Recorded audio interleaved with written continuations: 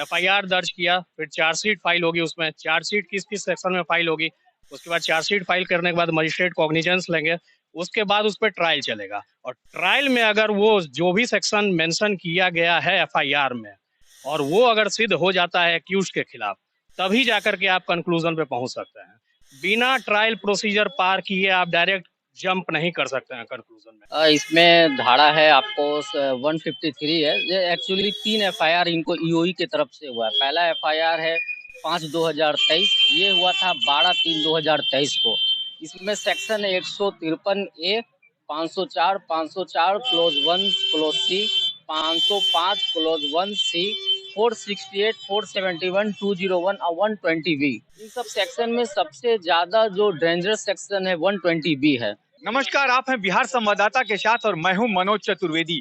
Manish Kashyap YouTuber और एक पत्रकार, 4 मिलियन व्यूअर हैं उनके, लेकिन उन्होंने पटना के जक्कनपुर के बंगाली टोला से एक फर्जी वीडियो बनाई और उसे पूरे देश में प्रसारित करवा दिया।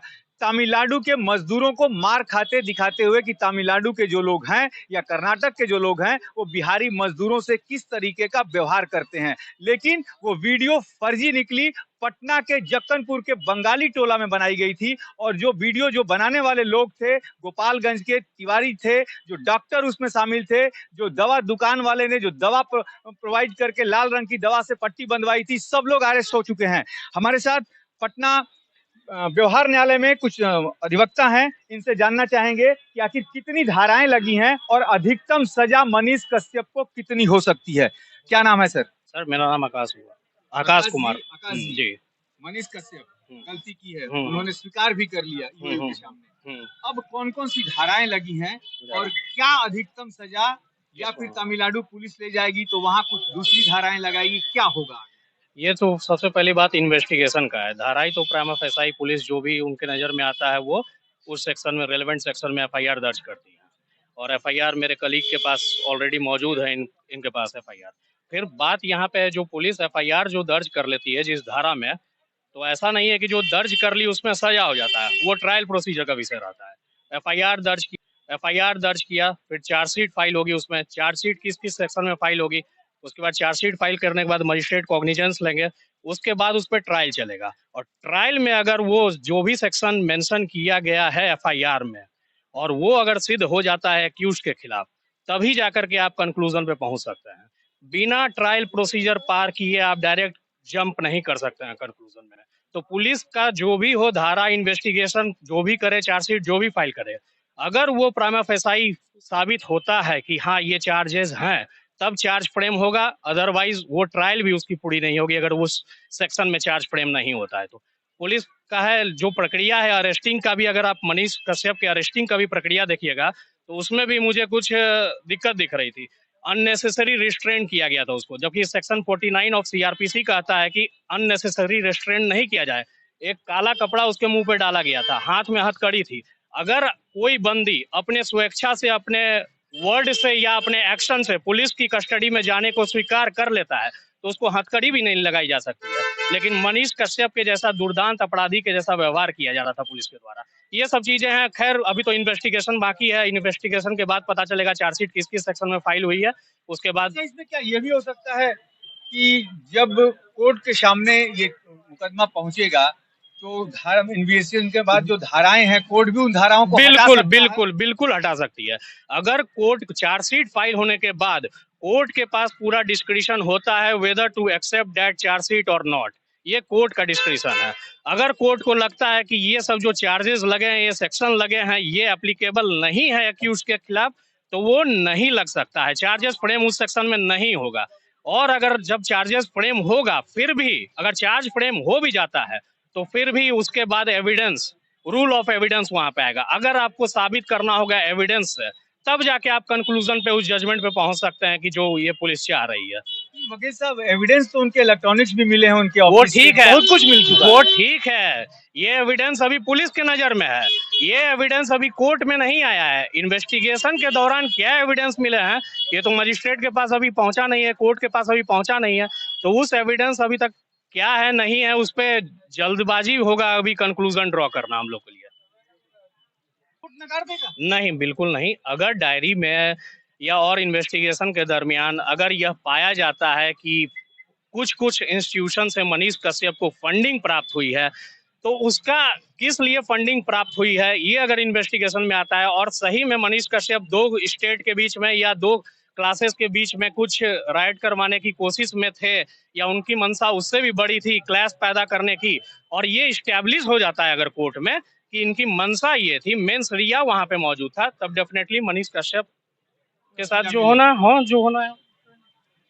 क्या नाम है आपका? मुकेश मिश्रा। मुकेश जी, कौन सी मिश्रा जी, कौन सी धाराएं लगी हैं? इसमें धारा है आपको 153 है। ये एक्चुअली 3 एफआईआर इनको ईओई की तरफ से हुआ है। पहला एफआईआर है 5/2023, ये हुआ था 12/3/2023 को। इसमें सेक्शन 153 ए, 504 क्लोज 1 क्लोज सी, 505 क्लोज 1 सी, 468, 471, 201 और 120 बी, इन सब सेक्शन में सबसे ज्यादा जो डेंजरस सेक्शन है 120 बी है। इसमें नहीं, फ्रॉड का नहीं है, कॉन्स्पिरेंसी का है ये 120। कुछ रचा है? हाँ, कुछ कॉन्स्पिरेंसी रचा है। इसमें 2 से 2 अधिक व्यक्ति को इलीगल काम करने के लिए कुछ करते हैं। आपने हाँ, कॉन्स्पिरेंसी किया। ये जो सेक्शन है ना, ये थोड़ा सा इनको from 6 month to life imprisonment तक इनको ले जाते हैं। नहीं, इसमें 120 बी में लाइफ इम्प्रिजमेंट तक है।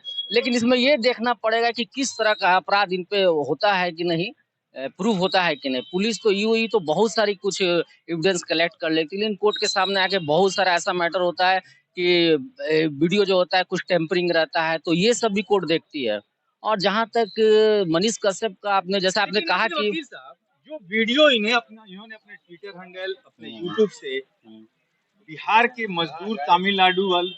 मजदूरों को तमिलनाडु वाले मार रहे हैं वो दिखाया है, इसको इन्होंने स्वीकार कर लिया। देखिए, हाँ, मैं से गलती हुई, मैंने ये फॉल्स वीडियो बना के। यूओयू एक क्या है, एक जुडिशियल नहीं है, वो प्रोसेस नहीं है। वो दो तरह का, एक एडमिशन होता है, एक कन्फेशन होता है। एडमिशन बिफोर द पुलिस होता है। ईओई के सामने क्या हुआ है, एक एडमिशन हुआ है। Admission is not relevant before the court.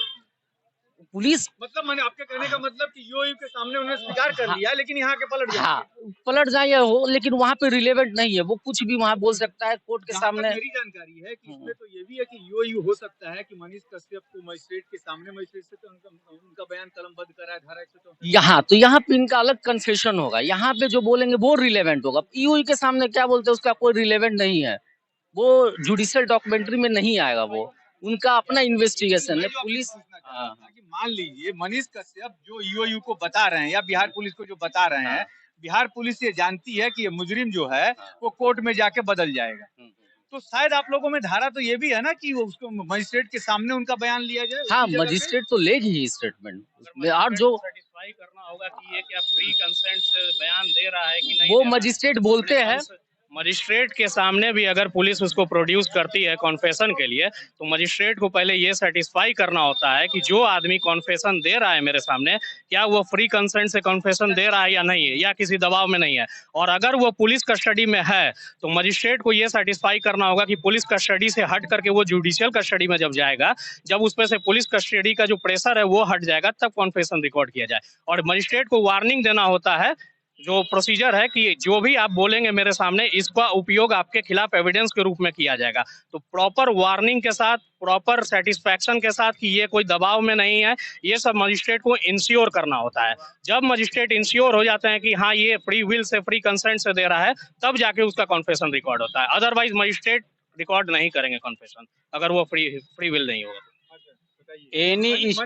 Any statement, any confession made before the police is not relevant as per section 25 of the Evidence Act.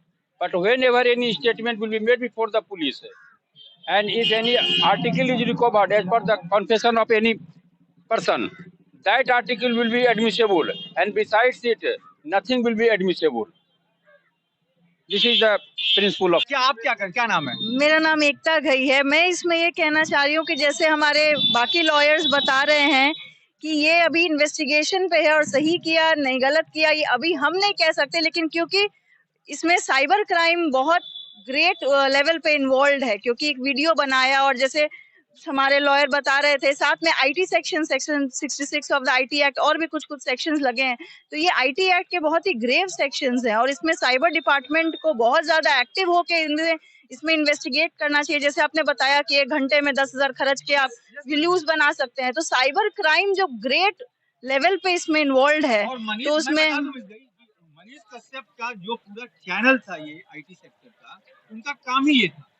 Gopalganj से करीब 16 लोग गिरफ्तार किए जा चुके हैं इस मामले में। जी बिल्कुल। तो लॉ का इसमें जैसे कि सेक्शंस लगे हैं, उससे प्राइमा फेसी समझ में आ रहा है कि लॉ का बहुत, आईटी लॉ का बहुत ज्यादा मिसयूज हुआ है। तो इस पे आईटी डिपार्टमेंट, साइबर डिपार्टमेंट को बहुत ज्यादा एक्टिव होकर इन्वेस्टिगेट करना चाहिए और ये सेक्शंस अगर साबित होते हैं तो जरूर उनको सजा मिलनी चाहिए। इसमें आप मानती हैं कि आईटी जो लॉ है उसमें और भी अभी अमेंडमेंट और बदलाव की जरूरत होते हैं सर? हमारा लॉ जो है हमारे कंट्री का, वो हम देख ही रहे हैं कि बहुत ज्यादा डायनामिक है, बहुत ज्यादा चैलेंजिंग है। पर डे टू डे कितने सारे अमेंडमेंट्स हर दिन हमारे लॉ में हो ही रहे हैं according to the needs of our society. So definitely इसमें अमेंडमेंट्स तो होनी ही चाहिए। फिलहाल भी आईटी, लेकिन फिलहाल जो हमारा आईटी एक्ट है काफी वास्ट है, काफी अच्छे मतलब ग्रेव ऑफेंसेस को कवर करता है। तो अमेंडमेंट तो टाइम टू टाइम होगी, लेकिन फिलहाल जो सेक्शंस लगे हैं वो भी ग्रेव हैं। तो इसमें